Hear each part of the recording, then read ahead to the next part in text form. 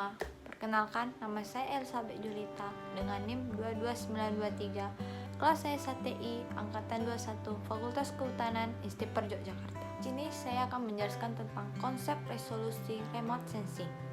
Menurut Swain dan Davis, resolusi adalah kemampuan suatu sistem optik elektronik untuk membedakan informasi yang secara spasial berdekatan atau secara spektral mempunyai kemiripan. Terdapat 4 konsep resolusi dalam data penginderaan jauh, yaitu resolusi spasial, resolusi spektral, resolusi radiometrik, resolusi temporal.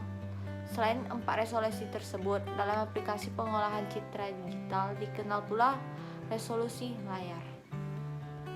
Resolusi spasial merupakan ukuran terkecil objek yang masih dapat dideteksi oleh suatu sistem pencitraan. Satuan luasan terkecil dalam citra tersebut dengan piksel. Dalam piksel termuat nilai spasial atau koordinat dan nilai atribut atau spektral. Semakin tinggi resolusi spasial, berarti luasan yang dapat dideteksi semakin sempit atau detail, yang mengakibatkan objek yang memiliki ukuran yang sangat kecil dari ukuran pikselnya akan menyulitkan pendeteksian objek. Kedua, resolusi spektral. Resolusi spektral adalah kemampuan suatu sistem optik elektronik untuk membedakan objek berdasarkan pantulan atau pancaran spektralnya.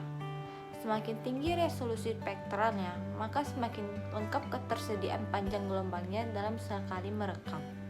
Semakin banyak dan sempit saluran, maka semakin tinggi kemampuannya dalam mengenali objek berdasarkan respons spektralnya. Yang ketiga, ada resolusi radiometrik. Resolusi radiometrik adalah kemampuan sensor dalam mencatat respons spektral objek dan merubahnya menjadi nilai digital atau sistem bit coding agar dapat disimpan dan dikirimkan ke satelit penerima di bumi hingga dapat ditampilkan dalam layar digital.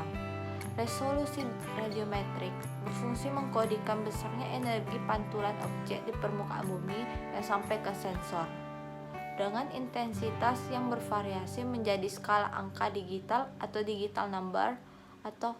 Nah, yang ketiga ada resolusi temporal.